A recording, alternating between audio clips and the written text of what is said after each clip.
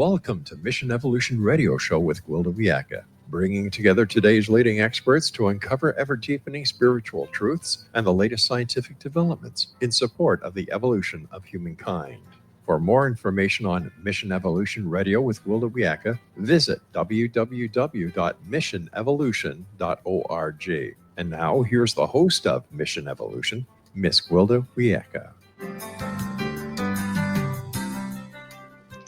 I don't know about you, but the more the powers that be chip away at the provisions to protect the environment put in place by prior administrations, the more I fear for the future of our planet and all that live upon her.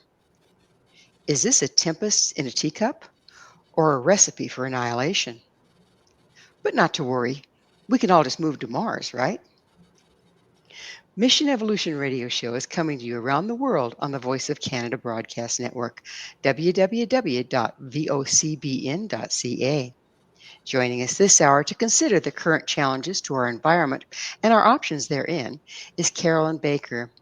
Carolyn was a psychotherapist in private practice for 20 years and a professor of psychology and history for 10.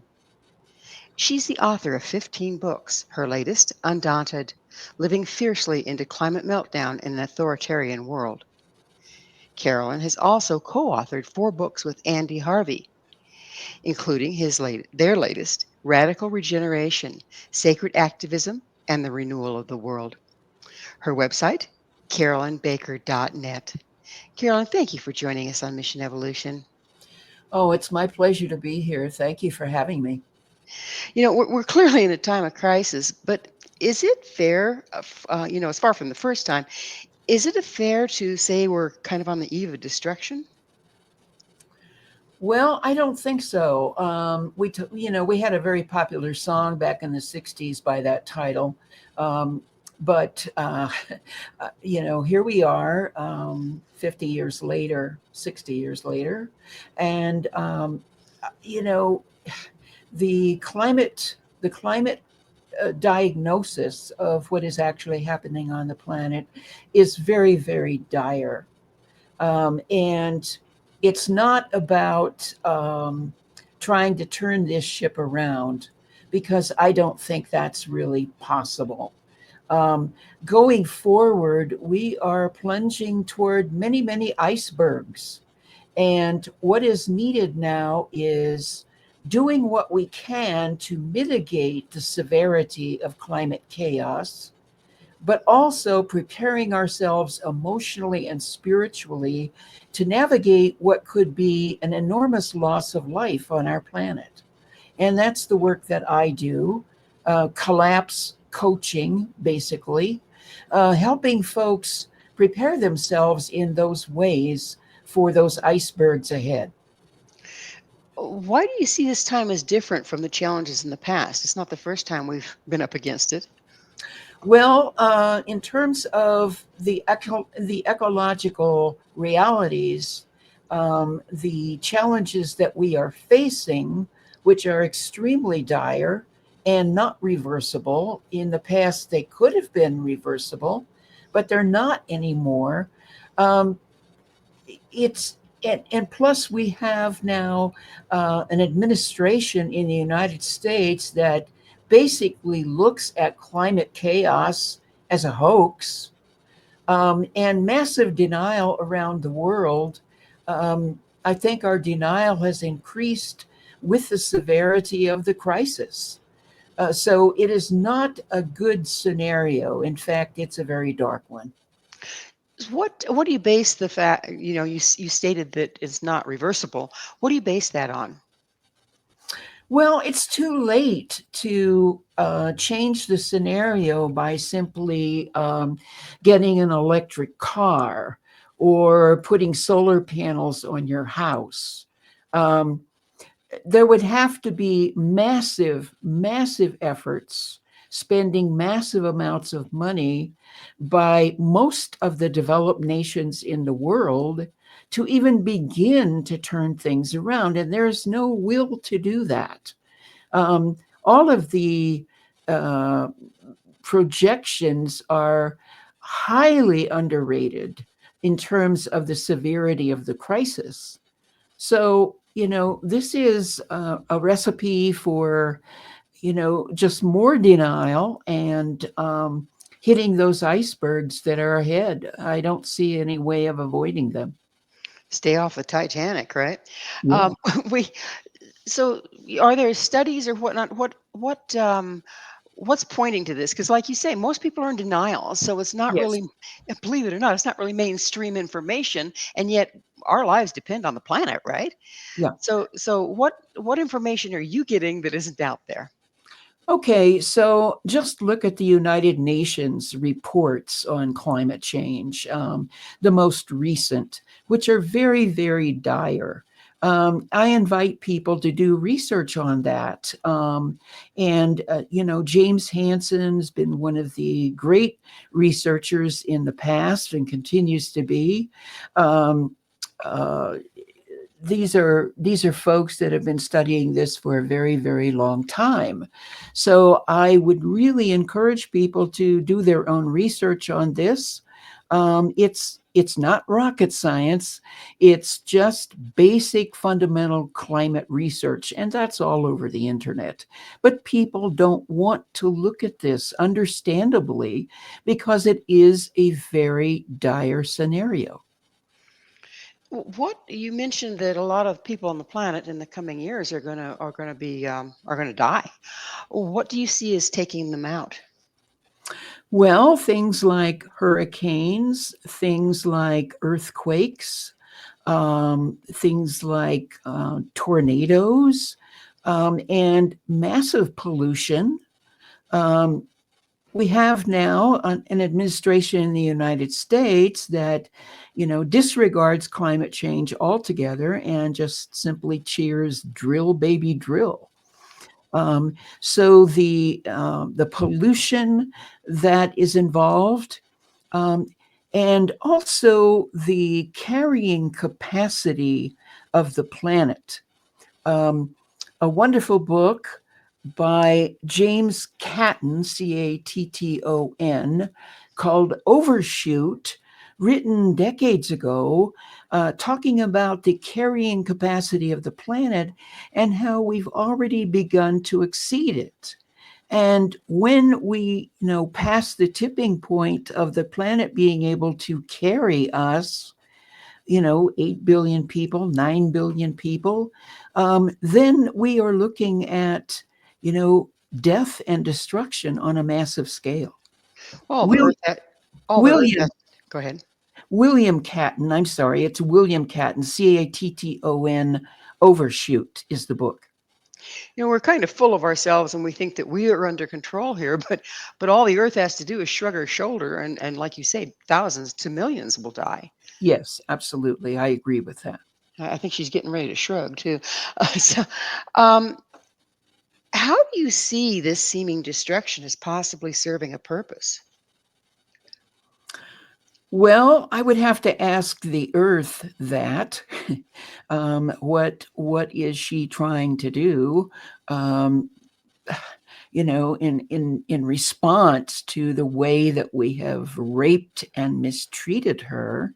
Um, there's, it's inevitable that there is going to be climate disaster because the earth just can't carry this many people doing what they are doing.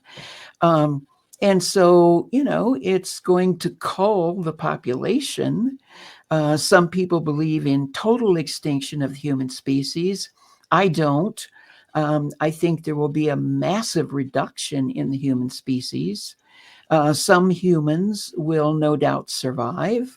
What that looks like, I have no idea, but I'm pretty sure that those humans that do survive will be profoundly changed by this massive disaster. And I would imagine that they will, in some ways, become a different species as a result of that trauma and survival. What that looks like, I have no idea. But yes, I think that from the Earth's perspective, this disaster is certainly serving a purpose. If nothing more than to get rid of a bunch of people that are torturing her. Herd gleaning at its finest, right? Mhm. I mean, we see this in nature all over the place. When a herd of anything gets too large, disease will strike or Yes. whatever. Yes. Why we think we're exempt, I have no idea. You mentioned drill, baby, drill. I find that very interesting. I'm here in Colorado, and on the Front Range, the Denver area, it's like in the last 15, 20 years, the fracking is like, all over the place. Yes. And have you heard what that's doing to the groundwater? I don't have any statistics on that, but I can't imagine it would be anything but dire.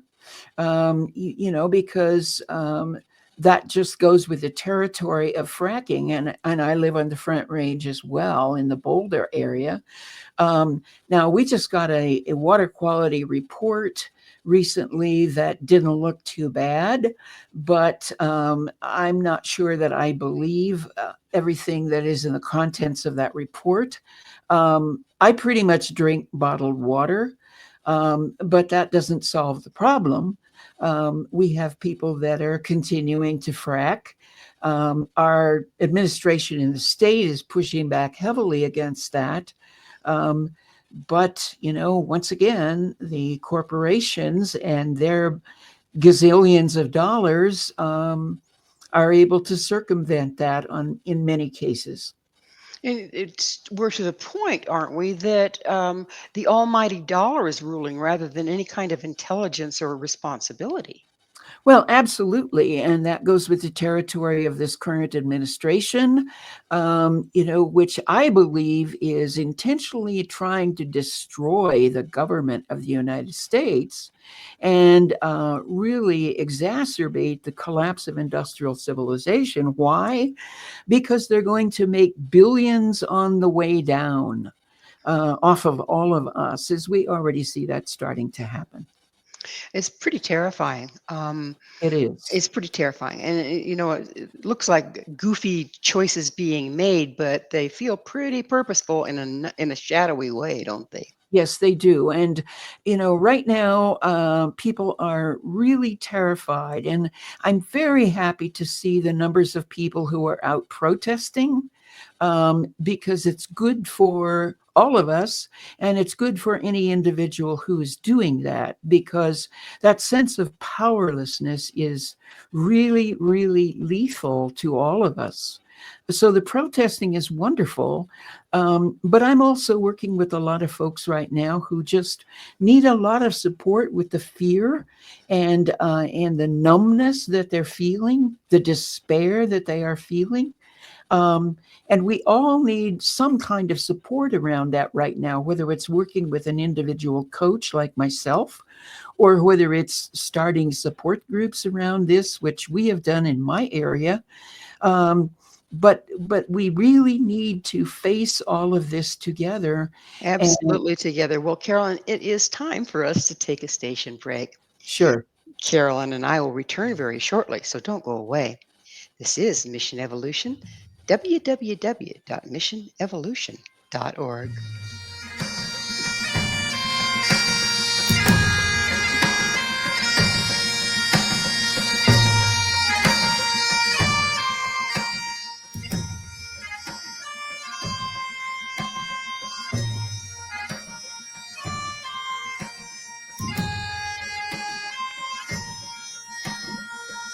One people, one nation, searching through the night.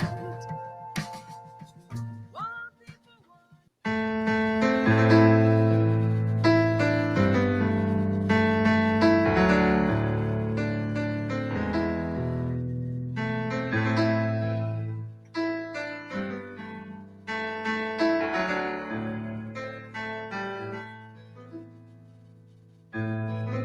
The end has come, the night has fallen. I have reached the end of days. What's real is not reason. The future of our national parks is in whose hands? With us this hour discussing our challenging times is Carolyn Baker, the author of Radical Regeneration, Sacred Activism, and the Renewal of the World, and Undaunted, Living Fiercely into Climate Meltdown in an Authoritarian World.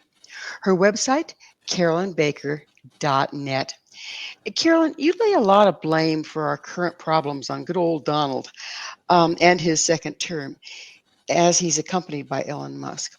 Why do you see these men as so dangerous to our species and to our planet? Well, first of all, let's go back to the 1970s when major oil companies like Exxon and others knew exactly where this orgy of fossil fuels was going to take us. They knew exactly what the outcome would be. So we have to lay the blame there as well. And it's kind of like the tobacco companies that knew exactly what they were doing. The oil companies, gave this idea, like the cigarette companies did, that oil is good for you, burning fossil fuels is good for you, just like the cigarette companies said smoking is good for you, and had doctors smoking and running ads on TV promoting smoking. So that's sort of the origin of the blame, but it carries through the 50s, 60s, 70s, 80s, 90s, and now we have an administration that doesn't even try to pretend that that there's anything happening with the climate. They're totally in denial, calling climate change a hoax. And the two people in charge at the top, Donald and Elon, Elon has a car company. Elon wants to take us to Mars instead of really dealing with cleaning up the earth, if that's even possible. Let's just all get out of here and go to Mars and everything will be okay.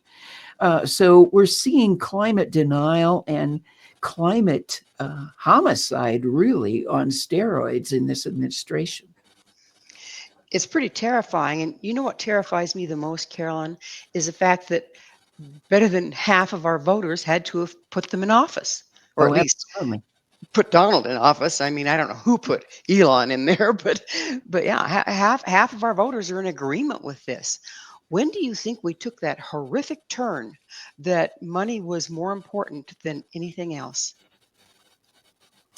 Well, I think it's a long time coming. And, you have to look at other factors like the education system, which has played its part in dumbing down and stopping people from thinking critically, where everything in the culture has become about financial prosperity and the triumph of ego.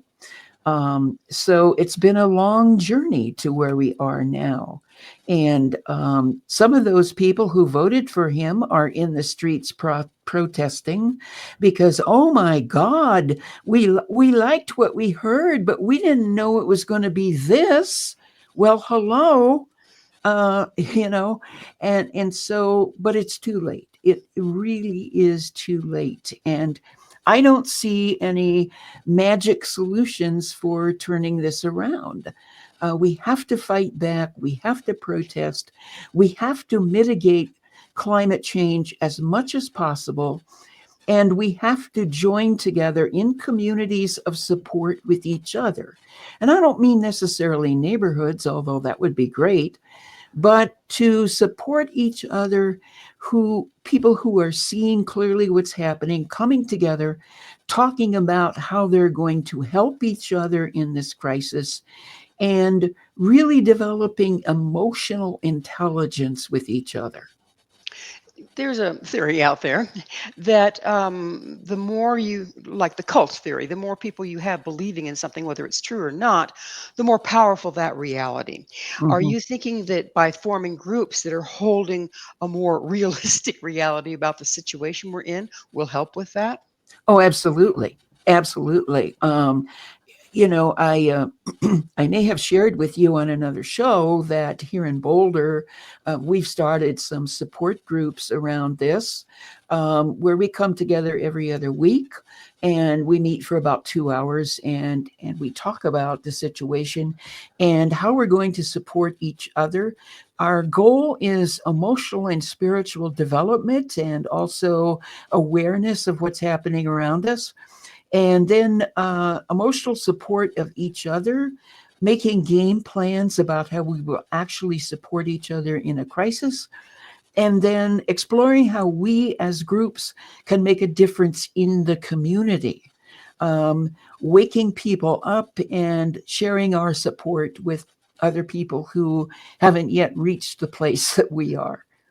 Do you see that by putting this in place, is it your belief and intent that by putting this in place, then when the proverbial dung hits the fan, other people will then turn to a provision that's already set?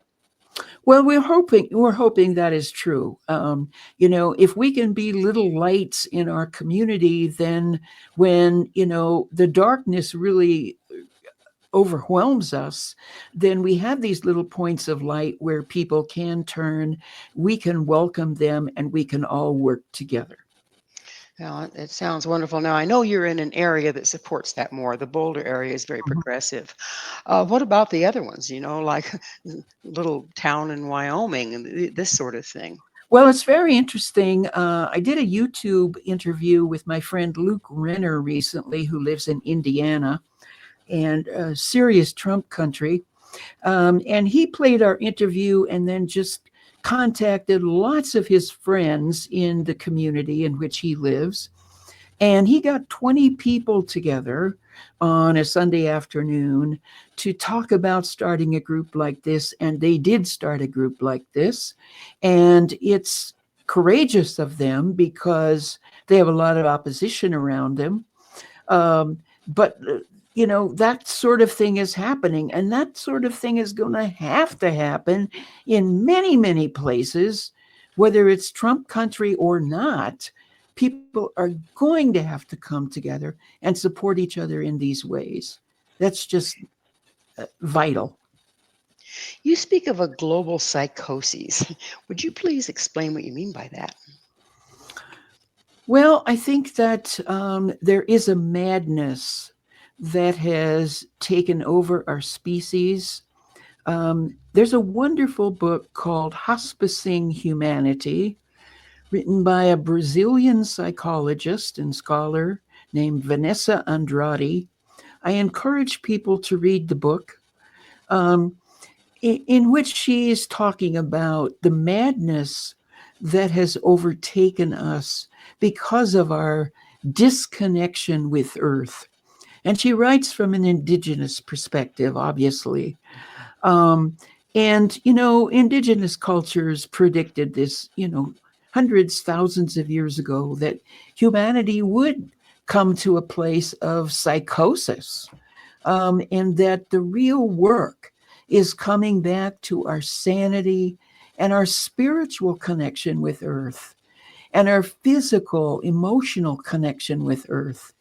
And that anything that gets in the way of that has to be hospiced, has to be looked at very carefully and eliminated to such an extent that we are who we were meant to be, who is innocent beings connected deeply with Mother Earth. Well, speaking of indigenous concepts, are you familiar with Watiko? Oh, Uh, yes, absolutely. yeah, it's considered a mind virus, and it's exactly what we're seeing out there. Is where everybody is just blinded by greed to the destruction of everything around them. I would encourage people to read the book Wetiko, Wetiko, by Paul Levy. He's got a couple of books on Wetiko, but just read the first one. Yeah, Uh, he's great. We've had him on the show a couple times, and his yeah, those books are wonderful. yeah. Yeah. Dispelling Wetiko, and that's really what we should all be about right now. If we have any concern about our future, we need to be working on dispelling Wetiko and bringing in this true, genuine, ancient connection, reconnection with our planet. But expelling Watiko, isn't that an inside job first? Oh, of course, yes. And there's much inner work that needs to be done. And we're being called to do that inner work right now. That's some of what we're doing in our support groups.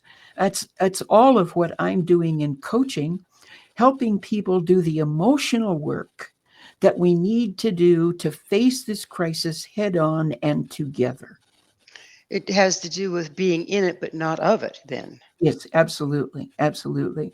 Separating yourself out from what actually insults and murders your soul, and committing to your own spiritual and emotional healing and the healing of your community. So, what are the personal and collective shadows, and how do they play in here? Well, it's interesting. I was reading the other day an exercise by Ken Wilber, and I'm not a fan of Ken Wilber. He's from Boulder originally, talking about a little exercise called 3-2-1, where you're in a group and you have people in the group talk in third person about, oh, this terrible administration. They're doing all these horrible things, killing the earth, killing the planet, yada, yada, yada. And everybody goes around and speaks in third person about that. Then in the next round, people go around and speak in second person as if they were talking to Donald Trump, for example. You this, you that, you're doing this, you're doing that. And get that out of their system. And in the last round, it's first person. I am doing this. I am doing that. I claim responsibility in part for what's happening, and here's how. So that is not to let any of these people off the hook, but to own our part in it. And in 2015, I wrote a book called Dark Gold, The Human Shadow and the Global Crisis, which I urge people to pick up and read. Well, it's definitely a crisis time, and the first step obviously would be coming out of denial on a personal level. Yes. So on the other side of this, we'll look further into that, but it is time for a station break. Carolyn and I will be right back to continue this important discussion. So stay right there. This is Mission Evolution, www.missionevolution.org.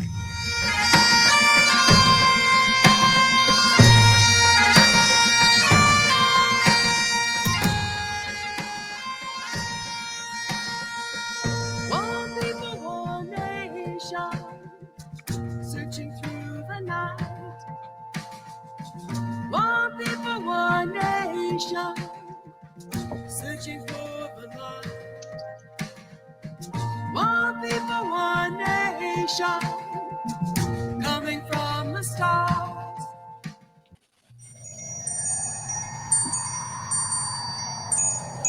I've been broken, shattered, cast to the wind. I am scattered upon the wind. I've been broken, shattered, cast to the wind. I am scattered upon the wind. I've been broken, shattered, cast to the wind. Quit with the negative vibes, man. Or not. This is Mission Evolution, missionevolution.org. With us discussing the power of perception is Carolyn Baker. Her website, carolynbaker.net. Carolyn, why do you see negative emotions such as fear, anger, grief, and despair as a good thing? Well, because we can use those emotions to develop our emotional intelligence, or EQ, as it is called. Many corporations and businesses these days are hiring coaches to teach them emotional intelligence, because what they're discovering is that, hands down, over and over, when people function and relate with each other with emotional intelligence, everything runs much more smoothly. Sorry, can I stop you? Would you mind defining emotional intelligence for us? Yes, the psychologist Daniel Goleman has written extensively about that. And it is simply being aware of what you are feeling, how that happens in your body, what that's like, and then, developing empathy. If you're feeling something and you know how that feels to you, the chances are that other human beings are being affected similarly. Um, so it is operating with that kind of empathy and awareness of your emotions and the other person's emotions that helps all of us function much, much better. Well, it sounds impossible if you're in a state of denial, right? Oh, absolutely. Absolutely. And that's why emotional intelligence wakes us up. And you're not even going to go near a course like that or a book like that if you want to stay in denial. My work isn't about helping people in denial. It's about helping people who are coming out of denial. And I would say the same for others who are talking and writing about collapse and trying to assist people in dealing with it. Well, it's got to be A, terrifying, and B, painful to come from a place of, oh, everything's okay. I'm just going to get richer and everything's going to be wonderful, Mhm. to the whole system has been a lie all along and we're on the eve of destruction. That's a stretch. That's a big stretch. And a lot of people right now who voted for Trump but didn't have any idea, at least consciously, of what he was actually doing are coming to that conclusion. And some of those people are actually in the streets. Others are spiraling down into despair. And that makes sense, but it's tragic. It's a tragic time all the way around, isn't it? Yeah. What about polarization? I mean, it strikes me that if they can keep us, if they, the powers that be, can keep us polarized, even against themselves, we, our frequency drops, our intelligence drops, our emotional intelligence drops, and we're really becoming more and more powerless the more we're polarized. How can you reconcile that with what you're talking about, having to focus on the darkness?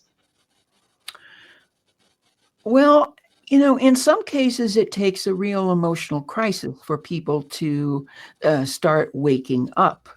But one of the things I like to do if I'm in a conversation with folks who want to remain in denial, um, I just simply ask them questions gently, you know. Okay, so you see that issue this way. How did you arrive at that conclusion? Um, how does it feel to you? And just keep asking questions gently, without judgment, pretty much without comment, to draw them out and help them explore. um, that's the most, yeah, I think you can do in a lot of situations like that. Certainly, it does no good, does no one any good to try to argue about it. But if there can be some listening going on that I don't have to agree with, but some listening and some empathy, that opens the door a little bit. It pulls people out of denial if they're being heard rather than having to, get Yes, shorn up against the opposition. yes, exactly. Yeah. So how can focusing on negativity bring about the needed change? Well, I don't call it focusing on negativity. I call it focusing on reality. Um, and reality is not pretty right now.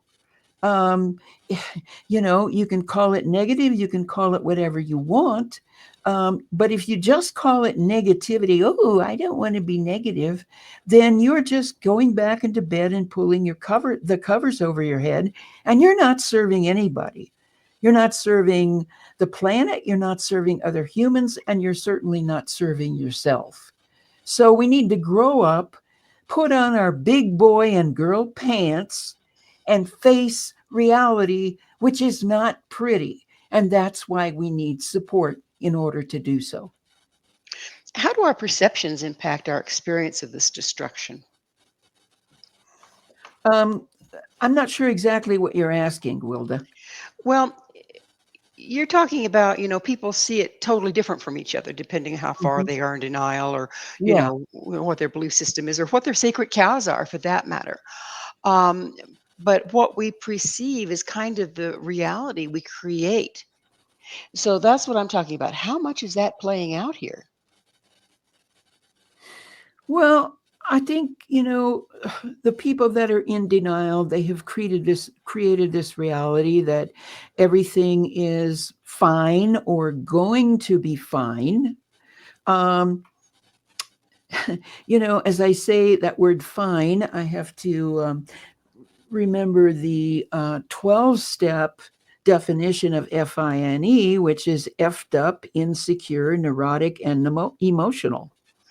Um, so people have convinced themselves that things are going to be fine, and for many people, they are fine.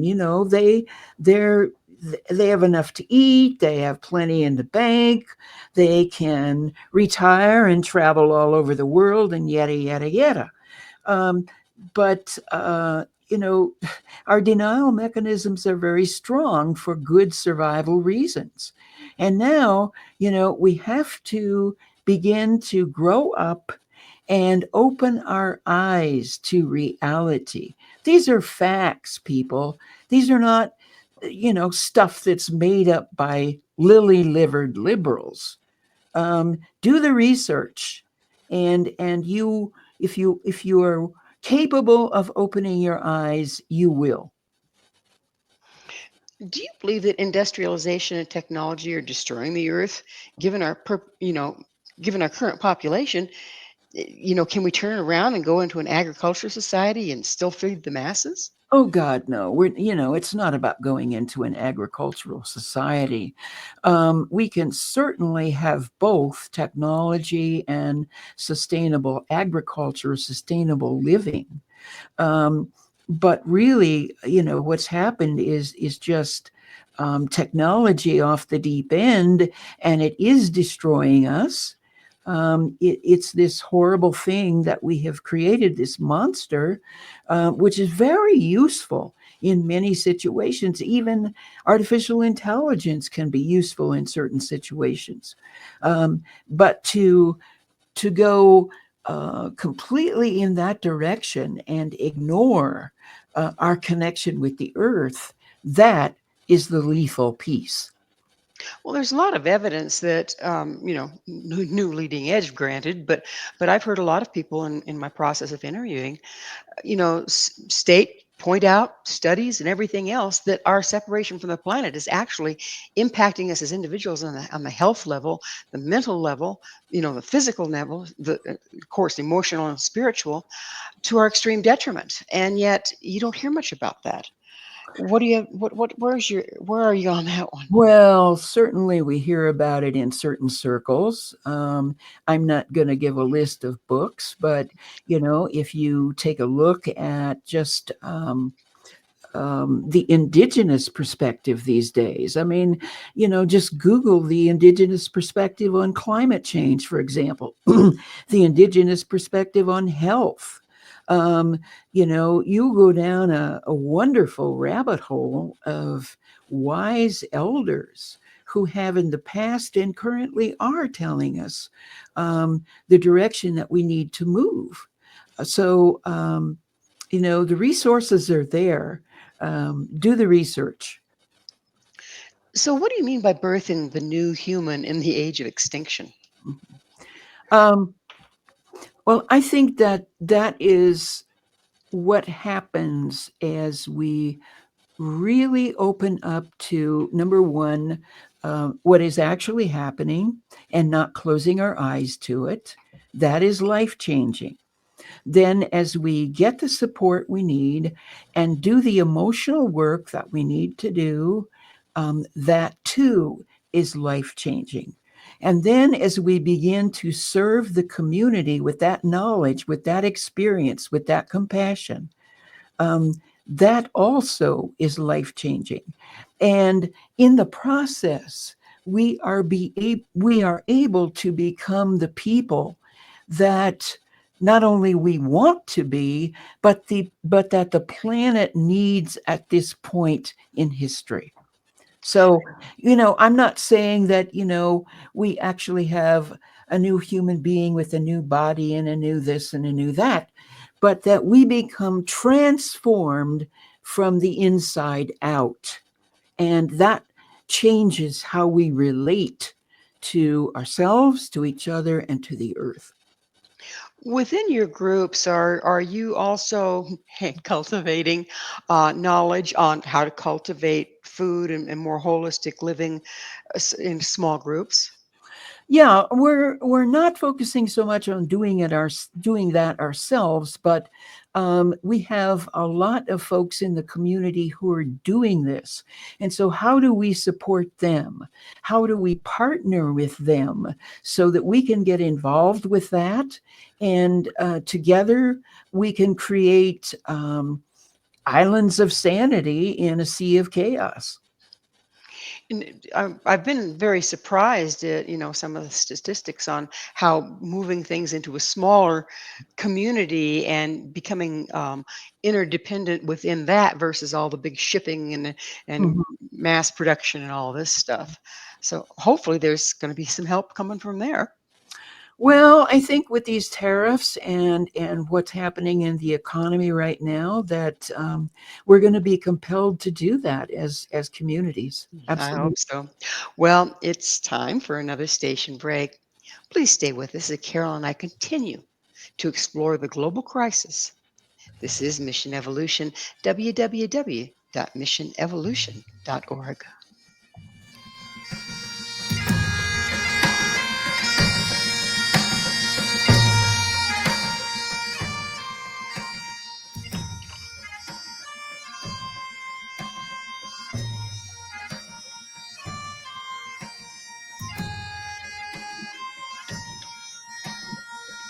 One people, one nation, searching through the night. One people, one nation, searching for the light. One people, one nation, coming from the stars.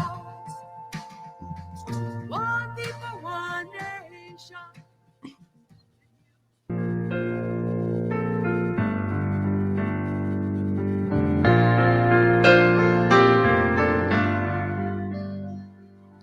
Brilliant feathers of an unearthly hue glide by on the edge of his dream.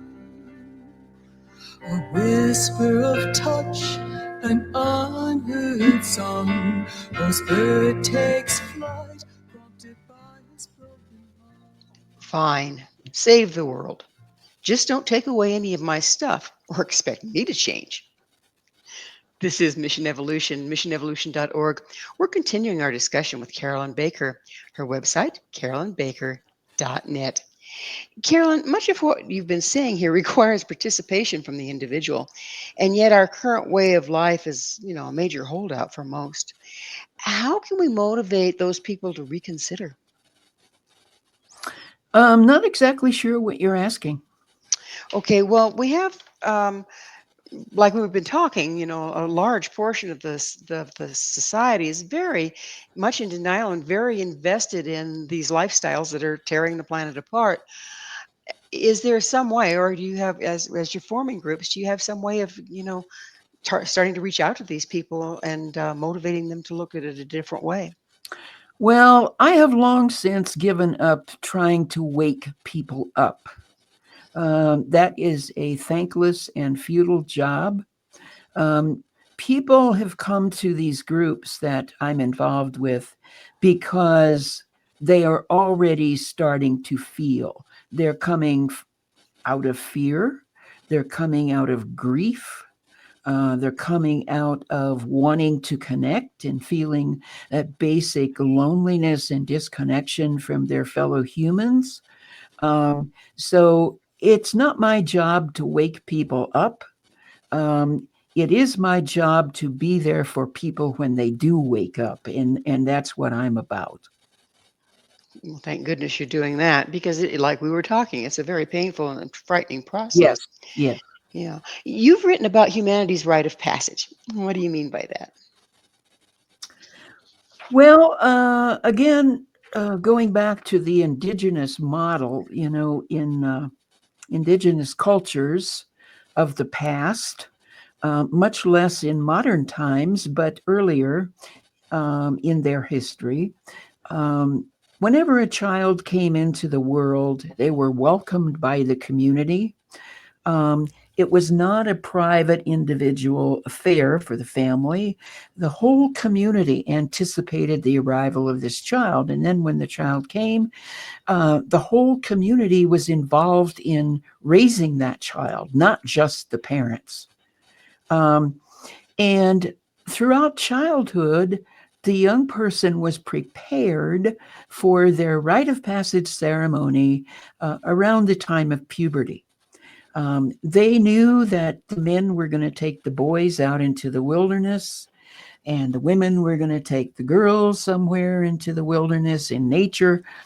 And those young people were going to have some ordeal that they would have to face in order to become adults. And this ordeal was not about, macho and I can do this and I can do that. It wasn't from the ego. In fact, it was an ordeal that would compel the young person to reach down inside themselves and find resources that they did not know they had in order to get through this ordeal. And after they did get through it, and most did, some died, but the village thought that it was so important that this child become an adult in this way that they were even willing to risk the death of a child so they would have this initiation or rite of passage experience. And after that experience was over, then the young person went back into the village. They were celebrated. There was dancing. There was feasting. And then the young person took their place in the community, whatever that was. So today we don't have those rites of passage, obviously.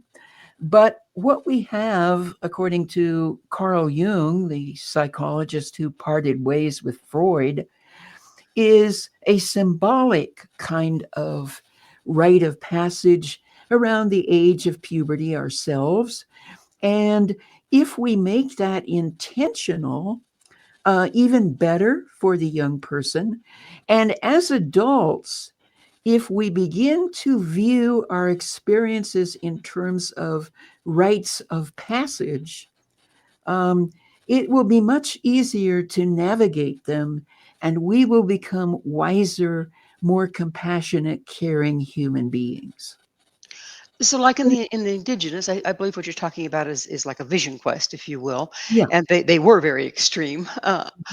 Mhm. But we are in a time of extremity. Yeah. So, Yeah. so are you talking about using the extreme situation that we're in, and rather than going into victim around it, using it as the rite of passage? Yes, absolutely. Looking at what we're dealing with as a rite of passage.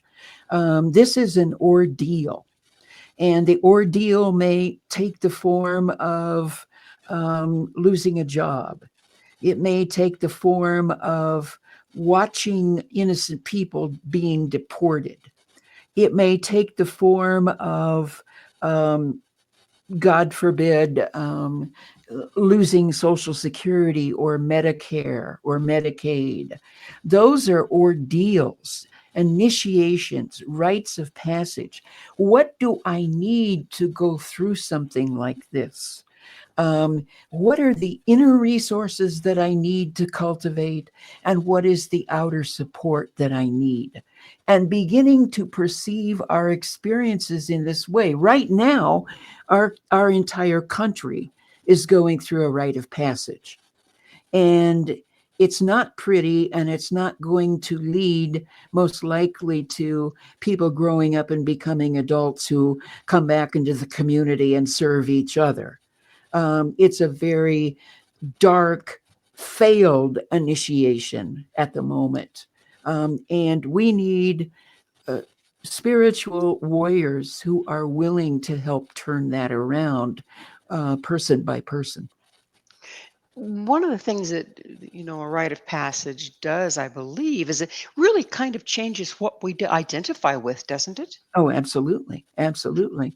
I no longer identify with my ego and what my ego wants and accumulating as much money and power as possible, but rather I'm here to serve the earth. I'm here to be connected with the earth.